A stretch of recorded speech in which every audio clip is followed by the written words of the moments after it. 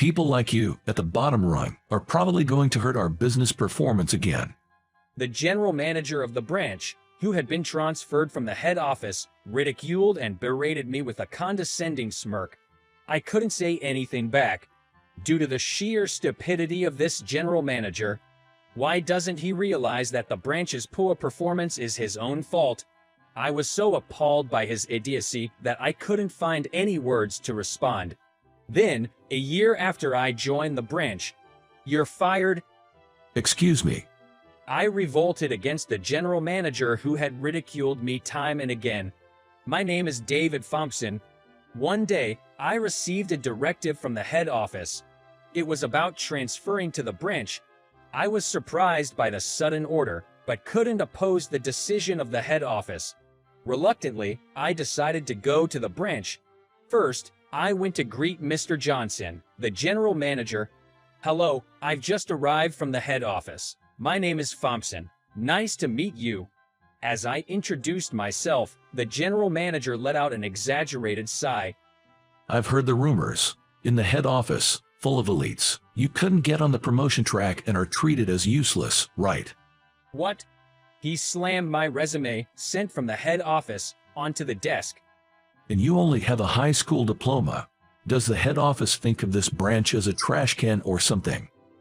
Excuse me, a trash can? Sending a deadweight like you here is a nuisance. Then, with a condescending smirk, he said, People like you at the bottom rung are probably going to hurt our performance again. "True, this branch's performance has been deteriorating for several years. Being told by the general manager himself that my presence would further harm the performance left me stunned and lost for words. Afterwards, I managed to say excuse me to the general manager and headed to my new department, sales. The person who welcomed me there was the head of the sales department, Mr. Roberts. If you have any questions, don't hesitate to ask. Thank you, sir. I pride myself on being a good judge of character, and I could immediately tell that Mr. Roberts was a decent man, unlike the general manager. Mr. Roberts was kind to me. An unfamiliar figure suddenly sent from the head office. I pride myself on being a good judge of character, and I could immediately tell that Mr. Roberts was a decent man, unlike the general manager. Hey, I heard you're barely on time even though you're new here. No, I made it by the start time. For newcomers, being 30 minutes early is the basic rule. You don't even know that. This is why you're at the bottom. It seems the general manager has a lot of free time, as he often comes to the sales department just to berate me. I heard you were using your smartphone during work hours. I'm sorry, I had an urgent message. Also, you seem to be daydreaming a lot. Are you taking your job lightly? The general manager's voice echoed loudly throughout the sales department. That's when Mr. Roberts stepped in to defend me. Mr. Johnson, that's enough.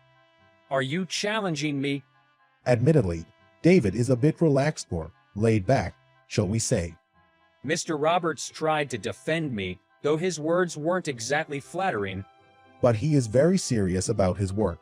He's not slacking off. Please be patient with him. However, Mr. Johnson responded by clicking his tongue.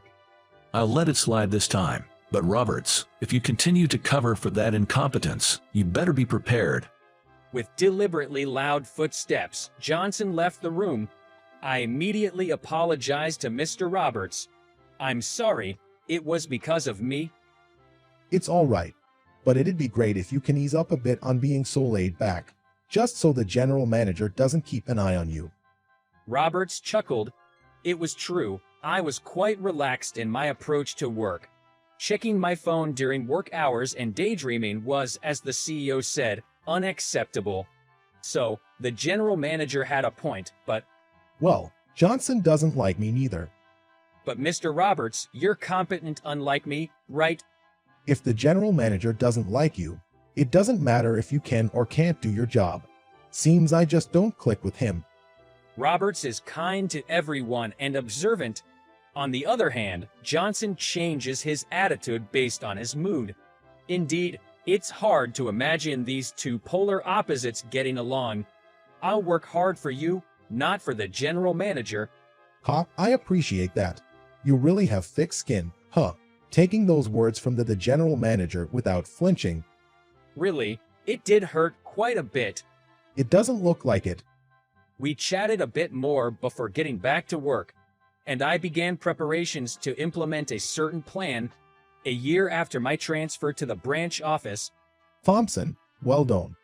returning from a client meeting, I was greeted with applause from the sales team. It's the highest contract the branch has ever gotten. Great job, Thompson. It's all thanks to Mr. Roberts' support. Thank you. It's not just modesty. Thanks to Roberts' extensive support, I was able to secure the contract. Without him, the deal would have been much harder to close. Right, the general manager was asking for you. The general manager, Yo, sorry to ruin your good mood, but can you head to his office? If anything happens, call me immediately. thank you. Roberts looked genuinely concerned. In response, I gave a wry smile and headed to the general manager's office. Well done, Thompson. Our branch performance is going up. For once, the usually critical general manager was in a good mood, praising me. It's all thanks to my guidance. It proves that even a bottom-tier employee like you can achieve this. This will surely boost my reputation at the HQ. His cheerfulness wasn't about my successful negotiation. It was about how it would elevate his own status. Even with this success, he hasn't changed his attitude towards me. By the way, I'm thinking of promoting you to supervisor because of this. Happy, aren't you? Show some gratitude for my generous decision. The general manager smirked. To which I replied, well, not really. What? I don't need a supervisor position here at the branch. I've got a director seat waiting for me at HQ. The general manager was caught off guard by this unexpected reply and was left speechless. Deciding to go for the final blow, I added, by the way, you're fired. Here's the letter of termination from HQ. What? Reacting swiftly, he grabbed the paper I presented. He stared intently at it, and slowly, his face turned blue. Who the hell are you? Why would a mere employee have a directive from the headquarters? He must be wondering. That's when I revealed my true identity to the boss and the reason I came to the branch office. My name is David Thompson. I'm the assistant HR director from the headquarters. I came to this branch to expose your wrongdoings. That's right, I'm not just any ordinary employee.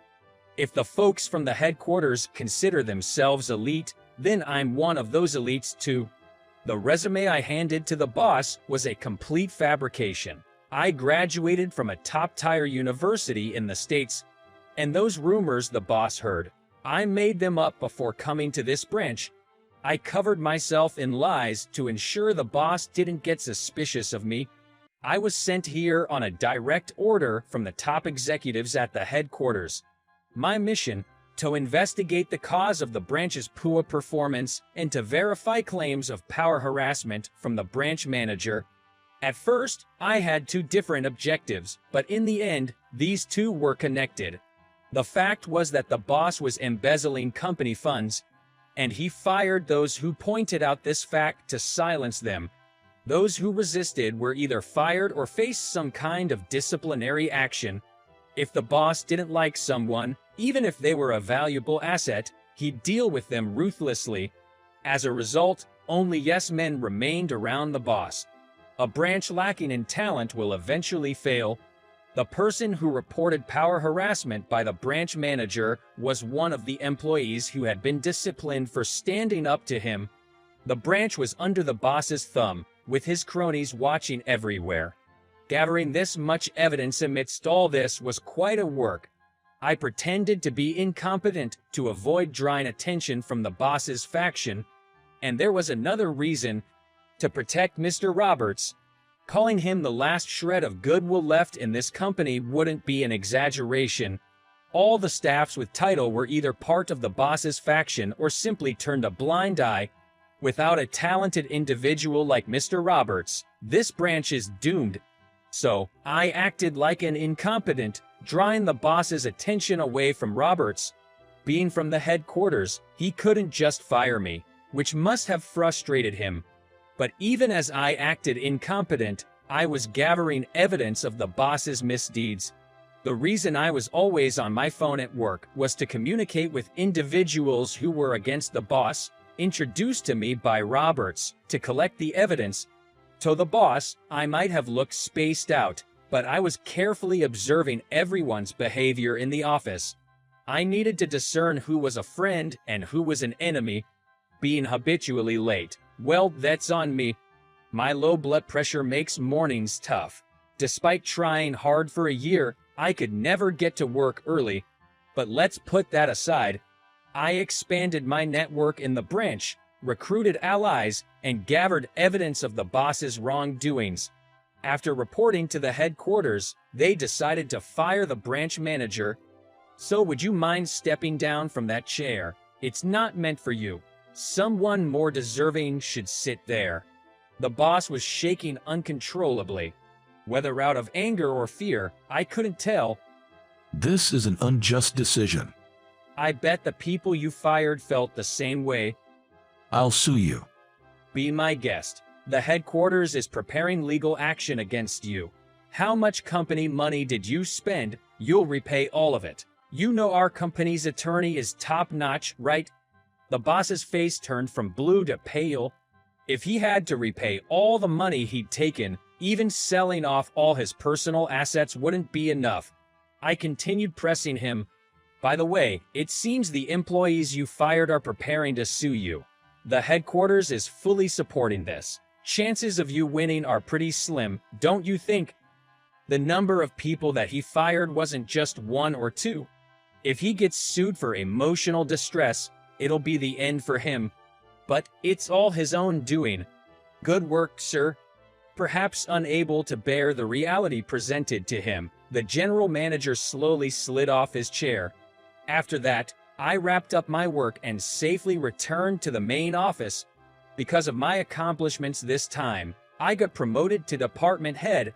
Roberts, who had come to know of my true intentions and identity, asked me to stay at the branch.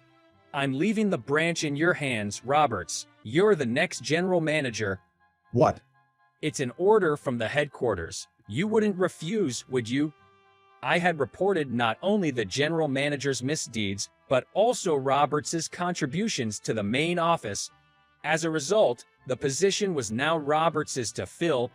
Roberts seemed shocked at first, but he soon gave a reassuring smile. All right. Leave the branch to me. Take care of the headquarters. Sure. Oh, by the way, that contract is a parting gift from me. Please use it as a foundation to rebuild the branch. Then, Roberts replied with a wry smile. If you put in the effort, you'd probably get the branch back on track in no time. I'm at the main office and Roberts is at the branch. Though we're far apart, we share the same vision of improving the company, and we continue to push forward every day.